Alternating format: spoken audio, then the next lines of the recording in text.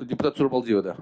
Кечиресиз, Фугиден келдиңиздер да, Мен ушу сиздерге пользуясь моментом коллегалардан кечирим сурайм да, бүгүн аябай бизде Кыргызстанда бир да хоспис жок да, мамлекеттикчи.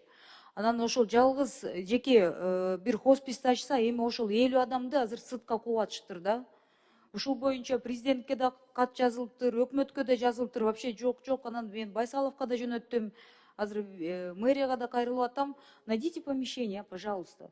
Кафе, мафелерге шаардан толтура аябай ийит бекерге беришет. Ар кандай организацияларга берет, а именно социальный проекттерге вообще берилбейт. Бир да имаратты бербейсиңер. Хорошо, тактайлы. Пусть ваше руководство свяжется, да, уж жалдыратып 50 чал кемпирди, умирающих онкобольных на улицу выкидываете.